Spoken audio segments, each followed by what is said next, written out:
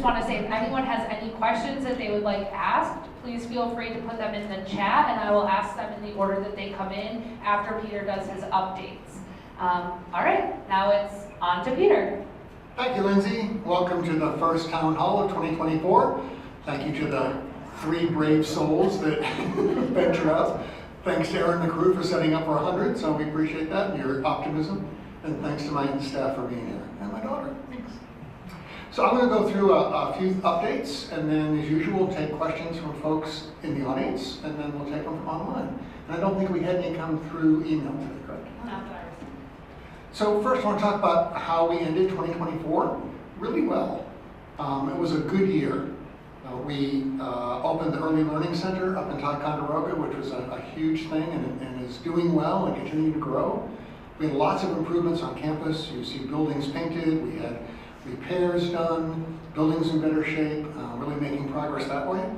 Wonderful stuff with the landscaping, all the volunteers did such an incredible job. The folks with the council at the Tidy Times, amazing work. The place has never looked so good. Really thankful for that.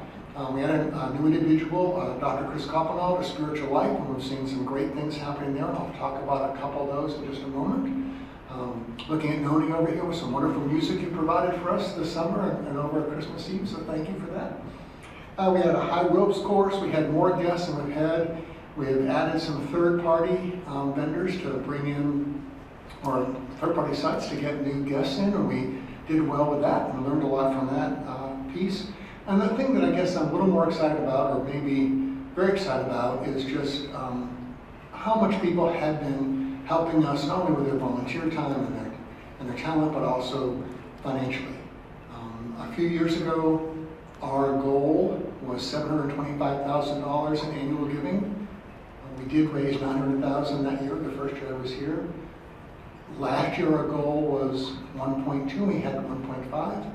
This year our goal was 1.5, we're at 1.8.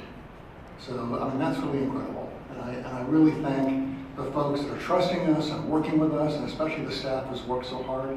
But it really means a lot. And it really is making a difference in us and being able to close the operational gap we've talked about and serve more people. So thank you all so much. On this building, I know it has come up several times, so there is good progress coming, thanks to a very generous donor who has stepped forward to help us. The main pieces have been, you'll see a new floor going into the dining room. Unfortunately, the dining room floor that was put in really wasn't conducive for the kind of traffic and moisture in that area, so that's going in. And while we're doing that, Can you wait 1 second? Sorry, you got muted for a second. You should be able to unmute yourself. How far back do we need to go? Not very. Everybody have anything on it? Is that far enough? Did you unmute? Yep. Okay. Is that far enough back? Yep. Can you just let everyone know they shouldn't have missed much? We just unmuted them, but they can't hear me. So I assume, did everyone hear about the giving, the donations? They should have. They're nodding? Yeah. Okay. So I was going to talk just about Boyd. So thanks to a generous donor, we're able to address some things in this building. One of the things you'll see happening over the next month is replacing the floor in the dining room. Unfortunately, the floor that was put in wasn't conducive for the kind of traffic, and especially the moisture in that area, so a wonderful new floor is going in. And then we had some issues in the kitchen with ventilation, which led to some mold problems, and the mold has been remediated, and now we're building back the walls and putting things back in place, and there'll be some dehumidification and some better moisture abatement and better airflow down there, which we're very happy with. And you'll see some other things coming, including some rain gutter issues and some other things on the building, so we're very excited about that. The summer is shaping up well. I know it's only January, but we have to start working on the summer last summer. So thanks to Uri and his crew, the calendar is almost done for next year, which we're very excited about. I don't think we've ever been this far ahead before. And that includes pieces that come under Luke's department with some of the food issues. So our Bites on the Bay will be coming back, and there'll be specific dates and times for that, as well as Mountain View Grill. It's going to be in a more permanent location going forward. Yep, we did agree that. And then we'll still continue doing the lobster boils one night a week during season. And that'll all be publicized, and the great thing is Lindsay and her team, Natalia, are putting together a whole mailer that's going to go out. So the calendar and the schedule will be going out to folks so that our folks in Ticonderoga and Hague will know what's available when and be able to partake and be a part of that. I'm very excited about that happening, and of course all the great things with the boathouse and the beaches and the high ropes course and the Fisher Gymnasium, all that is still happening, and archery. So, and even now, I think we have archery and pickleball in the gym happening now. So the weather's been mild enough, but it doesn't really stop people when it's cold. People are there to work out, and we've got some great things happening there, so we encourage people to come by for that. We've launched a new technology, I don't know what we'd call it, Ultra Camp, I don't know what a service? Program registration. So it is electronic, and you'll be able to register for membership and register for the Early Learning Center. I believe we're also going to use it for reservations for the courts, is that correct? Yep, and swim lessons. So and the swim lessons are up now, so it is available. You can find it on our website or call them, we'll get you the way to navigate to it. But it's a great service for us to be able to get people to access things at Silver Bay more readily, and it's also a service that will tie into our communication parts. It does have text blast service that we will use for folks that are in there. We're also looking at that for everyone else here that can opt into that. We recognized last year that with everything happening so quickly, the breeze didn't always work well. So Lindsay and her team, all other folks here, have been working really hard. And you'll see some changes next year in the breeze. So there'll be a printed breeze, there'll be an electronic breeze, there'll be a day breeze when things come up what we needed. There'll be printouts coming into cottages, there'll be paper ones on different kiosks all around campus, there'll be stuff at the front desk, and then we're looking at also for pushes through text if people want to opt in so they can get updated information really quickly on that. I also want to share that Spiritual Life, in cooperation with a number of churches in Ticonderoga, Hague, and Bolton Landing, will be starting a grief share program starting next month. So this is for folks who are going through any kind of grieving, the loss of a loved one, a family member, friends, or any other kind of grieving they may go through. This is a way, especially during these months when it's kind of dark and cold, people to connect, to be together, and have a sense of community and work through that collectively. The last thing I have before questions, because there just wasn't a lot, unless my staff is going to remind me of something I forgot that I should cover, is I think we sent out, well, I know we sent out a press release on this, and I think most people have seen it, and that has to do with Bluegrass in Heaven. It's being rebranded. If you're not familiar, Terry Baker brought this to us several years ago. It was a dream of his for quite a while, a way to increase revenue for Silver Bay and increase visibility for Silver Bay, and kind of an anchor, a way that would also help get the community involved and grow the area. It's a great idea. And we've done it for the last 2 years, and it has been very good. I think as with anything you do, you take a look at it to see how you can refine and polish it and make it better. And the great group of people, both staff and volunteers and some experts in the field, working on it, they came to the realization that the name Bluegrass in Heaven meant something to people who have been to Silver Bay, because we know this is a slice of heaven. But for folks that hadn't been, they thought it was something more gospel or had a religious piece, and that wasn't the only kind of music being played. Bluegrass is also a wonderful genre of music. It has a very strong following. It always isn't appealing to everyone, as music can be.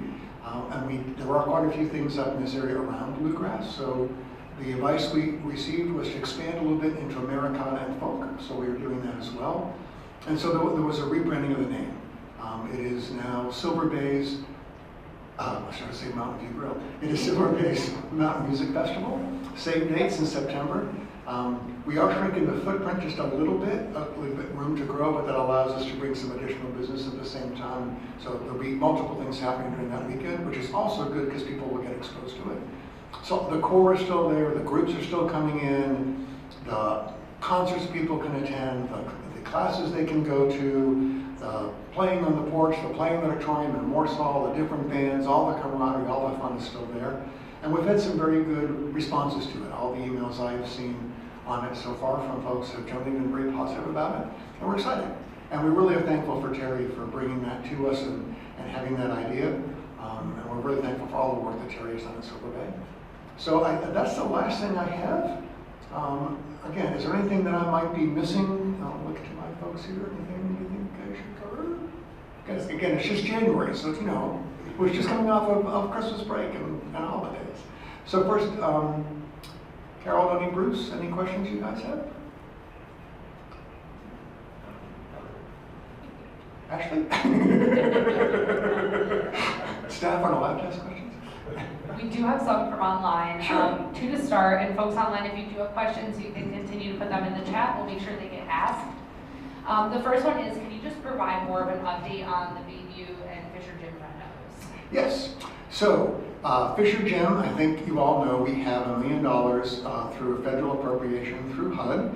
Thanks to Walt and his incredible work, I think we're down through every hurdle. I think we figured out how many butterflies come there. We figured out if there's any indigenous stuff there. I think we've figured out what the soil samples are. So we're ready to start on the drawdown. We'll be putting out a bid for construction, and we have some folks we'll be working with. We're also working with a historical architect. I'll be candid, we still are a little short on the funding to do everything we want to do with that. We're not concerned because we think we have some other avenues, so we're meeting on that. We applied for a grant that looked like we were going to get it, and the state made a different decision at the last minute, so we're a little disappointed with that. But you never count your chickens before they hatch. So we know we have other avenues, so we do plan to start on that this year. The intent being by the end of this year to have the building winterized. So at minimum there'll be heat in the front part of the gym that was built in 1917. Eventually we want to have an historic renovation and have good insulation and have air conditioning throughout, and we'll just see how we can progress with that. That will be happening now that we have the HUD done. It only took 2.5 years to work with the federal government to get that completed. And then on Bayview, so I think it's been an open secret that we will be doing a capital campaign to work on Bayview. So a little background on this. We're trying to make decisions on our growth and what we do based upon data and research.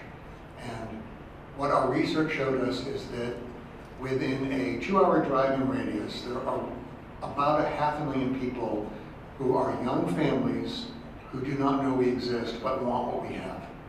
And what the things they're asking for are outdoor adventure type things, a little bit of adrenaline, a little bit of nature, and then a comfortable bed and a good meal.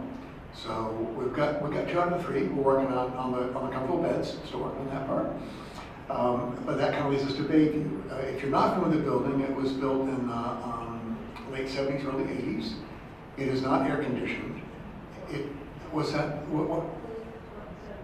74, thank you, Carol. It was built in 1974. Our historian is here, I'm so thankful. And I don't think it's really been touched much since 74. It's a very much dorm type feel.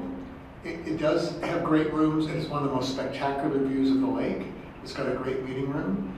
And we do have groups that are looking for this. We have family reunions and small conferences that want a place where they can be self-contained, but they also want comfort. Air conditioning is a big part of that. Right now, we're unable to use it year-round because even though it's heated, the bathroom walls are not insulated and they're outside walls, so the pipes freeze. So we can't use it in the winter as much as we would like to. And then sometimes in the summer, it just gets too hot with the windows facing the lake, and because they face east and you just bake. So that creates a problem. It also has some water issues. So we're working with some folks, and it's about a $5 million project. It is less expensive to fix it than to tear it down and rebuild it. But when we're done, we will have, I think it's 23 rooms, 27 rooms. The 3 in the lower level will all be handicap accessible. The other 2 floors, there'll be balconies on the rooms facing the lake and Juliet balconies on the back. There'll be air conditioning, there'll be fully contained bathrooms, so not half of the bathroom out in your room. There'll be queen size beds with another fold out. They'll be wonderful, and it also won't be the dingy shingle it is now. So we will, Walt and I will be talking with some folks. Our goal is to get in commitment half of the money we need and then go out for a public campaign. So this is not normally how we announce a capital campaign or how we go down the road, but this is Silver Bay. And so we don't mind talking about it because people will know stuff. We want people engaged and excited. But we have, from a business perspective, this is not us saying this like staff at Silver Bay. This is the experts we hired to work with us. We believe that based upon the business demand and the business we have turned away, that we can generate between $750,000 and $1 million extra off of that building alone every year. And that's a really important part of towards our sustainability.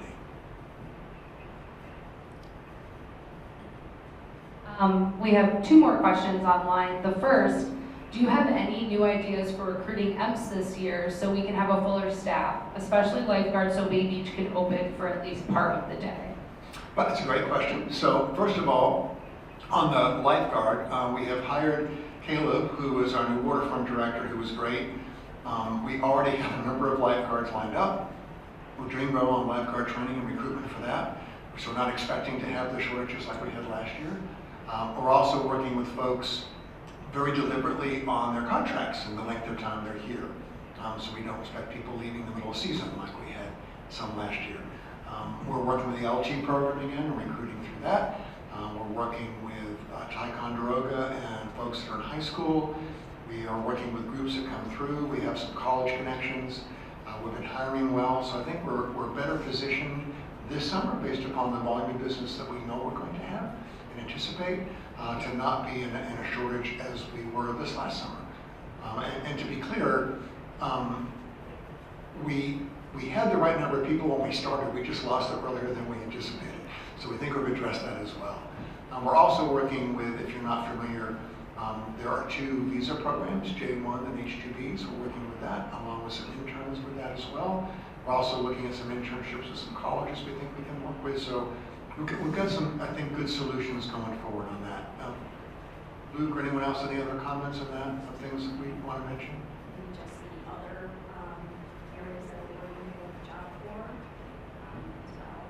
Thank you. And Leader. Internships. Leader reminded me we're working with Job Corps and working on some internships with that. So we're looking at, also we have hired Glenn Fuller, who was our HR director, who has just really been great in already getting out and being proactive in recruiting and working with agencies for referrals for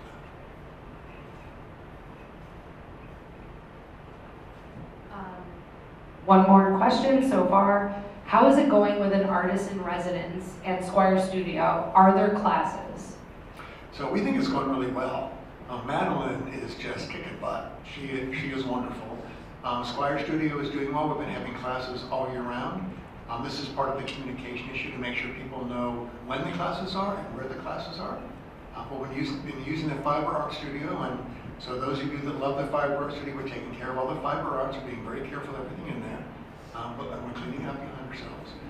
But we are using it for other classes now, and things are happening. We've also had outside groups coming in, and I think we have a really good lineup coming up for this next summer with different activities, especially for families, and times that the studio will be open.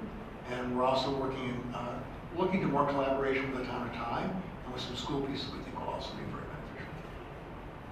I will say, because and I'll give a second for more questions that might come in. This is not an excuse at all, it's just maybe perspective. I don't know if you've ever had a situation where, kind of be careful what you wish for. Our folks worked really hard to bring in new business and have good things happen last summer, and they happened, almost all of them. And I don't know that we were as prepared in some ways as we could have been. We now are more prepared. So worst case, we'll be prepared and people won't be here, but I don't think that's going to be the case. Reservations are already kicking in. We're already having great stuff coming in from conferences. We have new groups coming in. I think, Lindsay, you told me there's still 7 weddings in the hopper that we're working with to book, and ones that are already booked. It amazes me that people are planning weddings for 6 months from now, but hey, we'll take it. It's really great. But yeah, I think our staff is much more cohesive. Another piece we have done, I should mention, is, I don't know how many of you are familiar with Blue Ridge. There are 3 basically conference-type center YMCAs, Estes Park, us, and Blue Ridge. Blue Ridge was right in the path of Helene this summer, and they have been decimated. They're recovering, they're getting back, but it was very, very awful. We were fortunate to us that we were able to hire six folks who worked at Blue Ridge, who come here to work for us, and they're what we've called our Delta Force. They are great, and they're doing an amazing job. They are folks that are assigned to one department, and that's what they're being trained in, but they're being trained in other areas as well. So like, for example, this last week when we had some people out sick in the Early Learning Center, when they have to close down classrooms, they're out there filling in and helping out and working there. They work at the front desk, they work in food services, they work in the CSU, wherever we need them, they're there. And it really has, I think, added a kind of a whole other layer of excitement and kind of verve about being here. And you know, I'm not totally objective in this, but I will say from the vibe in the lunchroom that we're getting, it's just, it feels good. And I think people are really happier to be here, and I think we're just seeing people work together better. We had a meeting the other week. I wasn't there, so this is being reported to me, but I trusted people Lindsay reported to me. They've been around communications, and rather than people going, well, you need to do this, you can do that, well, I can do this, and I can do that, how about if I do this? And it was just great sense of really how we work together to serve our guests, and it's just exciting to see them.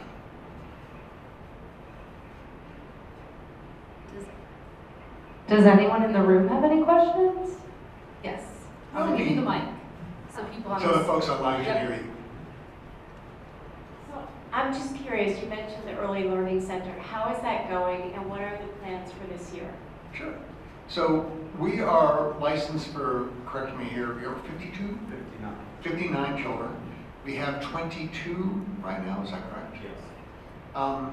We can definitely take more. We have learned that the needs are in infants and toddler more so than the preschool age, so we're adapting rooms accordingly.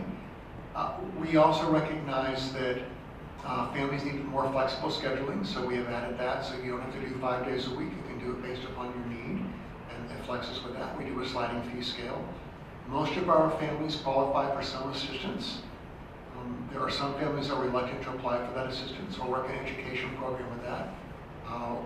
Our anticipation is that by this spring, so like by March, April-ish, we're anticipating to be about 75% full. That's our goal.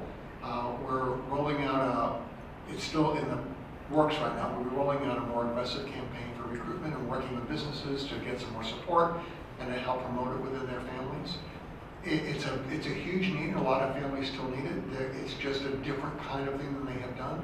So getting people comfortable with it is still there. We're going to be doing more open houses, bringing people in. I can tell you that the kids that are there and the families that are there are thrilled.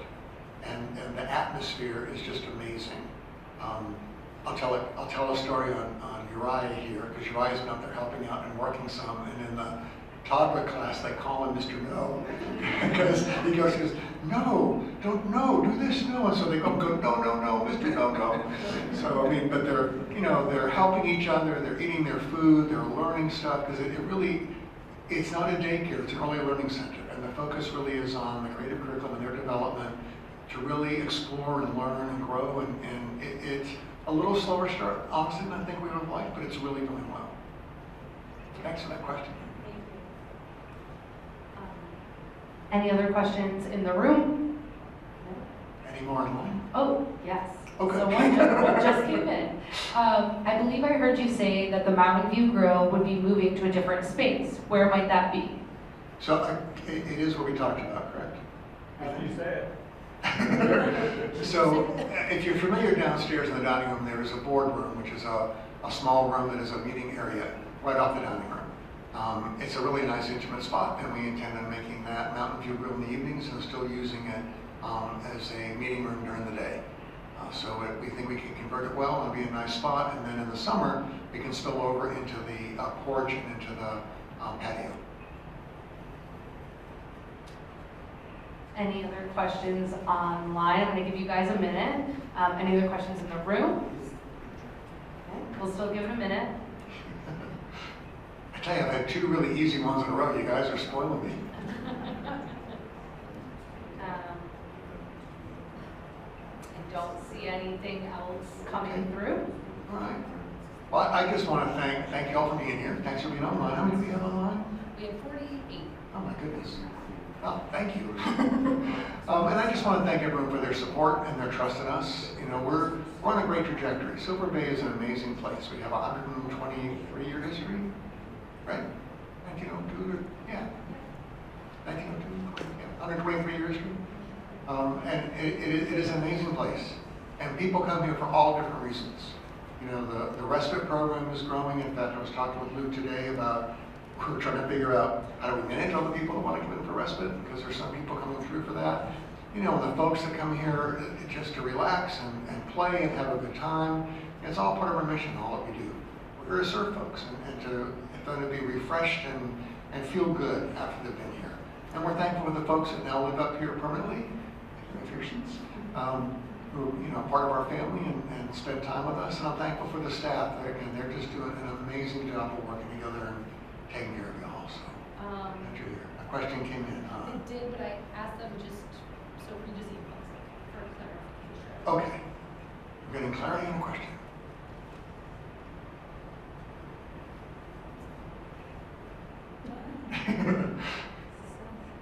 Well, I just, so, there's nothing to hold on. I'm just trying to decipher.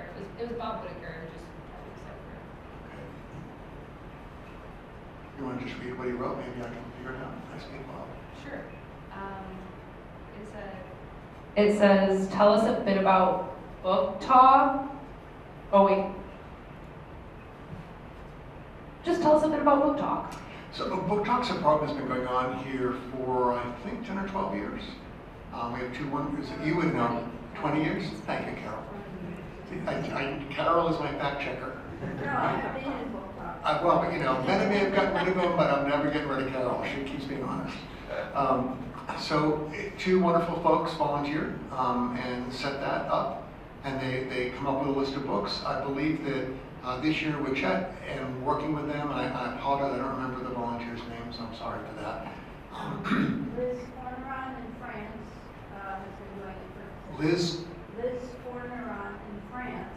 Liz Forneron, right, who also comes as a librarian sometimes, correct? She comes as librarian when she has not broken her leg. Right, when she's healthy.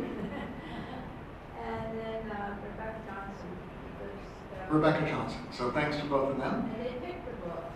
Right. This year Madeline got involved and sent the whole list of books that were going to be free out to everybody.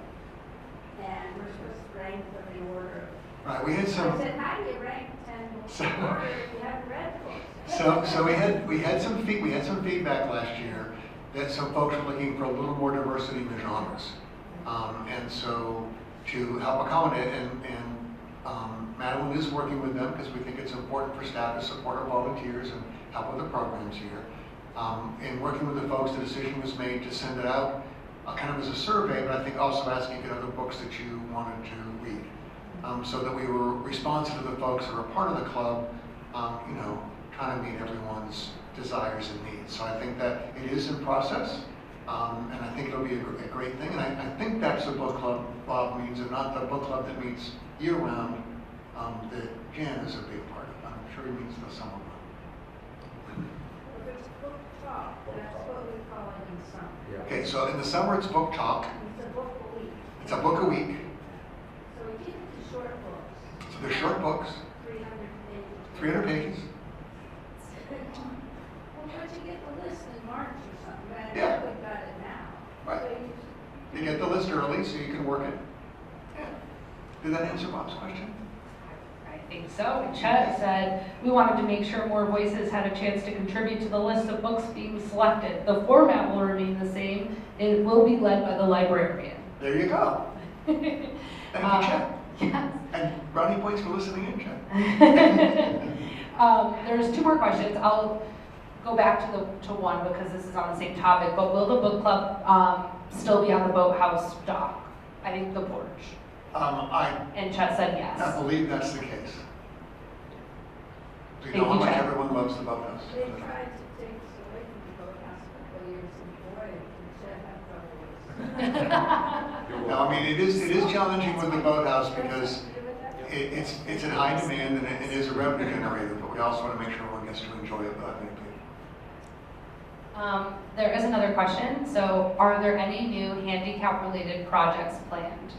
Yes, so the first one is we just got in new signs to put up to show people where the access ramps are for buildings. So that's the first one. We have also updated our map that shows where the handicap parking is and where handicap ramps are, so for access in the buildings. I believe we're working on a little better solution to get down at Bay Beach for this summer. Something a little more permanent and sturdy than what we had, so we're working on that for next year. Right now, the big thing we want to do is access to the dock. And the challenge we're having, in fact, Lee and I were just talking about this today, we're having trouble getting people, I heard a quote, on building a ramp down to the dock. The first estimate we had was $250,000. We only have $100,000 right now donated towards it. We probably could come up with the other 150, but we're hoping it wouldn't cost that much to do a ramp down to the dock. We're having trouble getting people who are qualified to do it to come out and give us an estimate of how to build it. So again, if you have people in that area, people who don't get come up, we would love that. As we continue to work on buildings, for instance, like Bayview, we're going to make sure that there's handicap parking right there, and you'll be able to access the building easily and be able to get in and out of the building and get to the rooms on that lower level most easily. As we continue to renovate and work, access is very important to us. Our mitigating piece right now actually is just the money to do some of the pieces with, but we even have a design for all of the racket area, from tennis to shuffleboard and pickleball all through there, to make that more universally accessible, but we just don't have the funding to do that right now. But it is very important to us. Another question, how is Silver Bay interfacing with the Higgs study and community update? To the best of my knowledge, we have not been contacted on that yet. I know that we're in contact with the town of Hague, and we work closely with Sean. Correct, yes. Josh, town manager. We work closely, so close I can remember his name. We work closely, that's Walt's job. We work closely with Josh. I do not believe we have been contacted on that part of it yet, but we will definitely double check on this since this came up. Another question, are changes coming to make getting to and from walking from the main parking lot? I didn't hear the first part. Sorry, are changes coming? Oh, changes, I heard Jesus, I wasn't sure. So it is in our plan to work on. We want to do better lighting.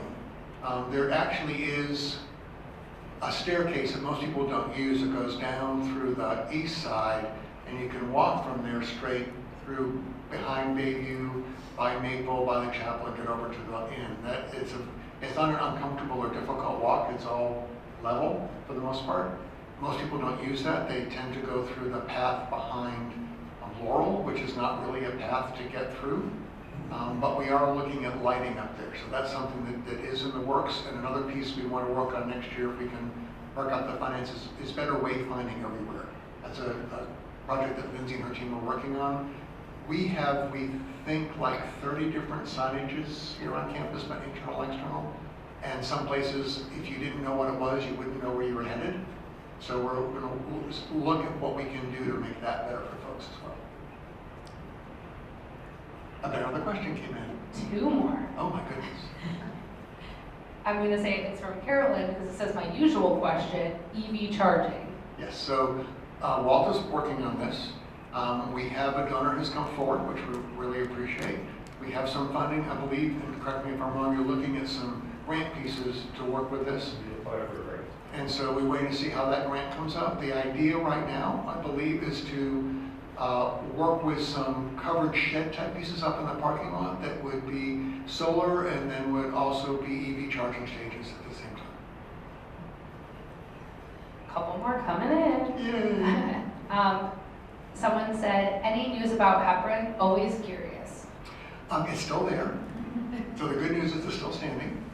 I think we've talked before that, we have 4 buildings on campus that are not usable. Hepburn, Sunnyside, Coop, and the Stonehouse, even more so after the fire last year.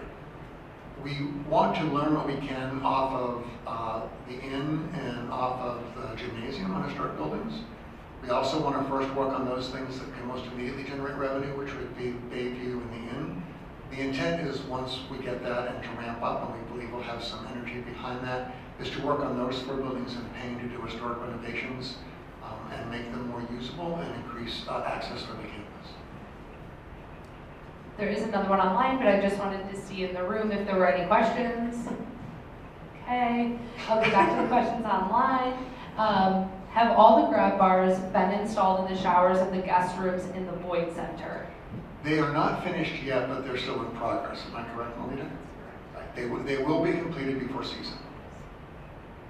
It may sound like we're sloughing off. It's not an easy project.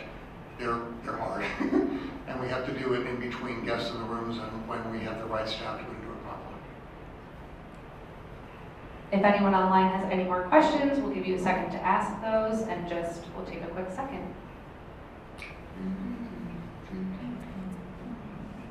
Your eyes here, one of this.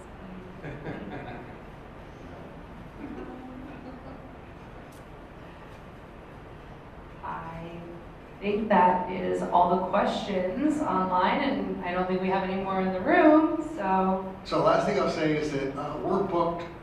We have something every weekend for the entire month of January and going into winter weekend, I believe. So I want to promote winter weekend, which is Valentine's Day. What a better place to spend Valentine's Day with your Valentine than here at Silver Bay at winter weekend. So we encourage you all to come and play and have fun. It's also board weekend, so you can shake some of their hands and get in their faces and talk to them too. We also are excited about summer, and we're really doing well at bringing business. So we're excited about where we're headed and what's going on. I believe I don't remember the date, but I think our next town hall is in April, I think. It's April? It's all right. We have another one coming up. But in the meantime, never hesitate to reach out to me if you have questions. You know, my email is p.doliber@silverbay.org. Never hesitate to contact me or call, or whatever you may need. We're here to take care of you. Well, we do have another one. Oh, another question.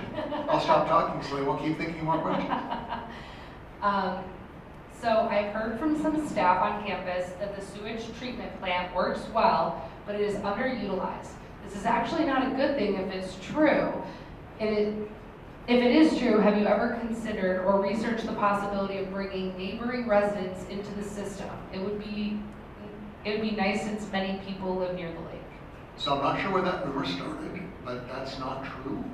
I think where it may be is that when the plant was built, it was built to handle a capacity larger than what it was currently handling. Keep in mind the 4 buildings we mentioned are not connected, and we have 2 more buildings we're trying to add to the sewer system now. So our system really just handles our campus, any growth we may have. And also keep in mind with that as we're open more and with the shoulder seasons, it also increases the utilization capacity of the plant. It is not underutilized. It can just take a little bit more capacity, but it's really designed for the campus. No offense to our neighbors at all. While we give people online a chance to ask any last questions, the next town hall is March 12th. March 12th, there you go. 3 months. And so if anyone online has any questions, we're going to give you just a couple more seconds to ask. All right, thanks everyone. Really appreciate you being here. Thank you everyone online. Have a good night.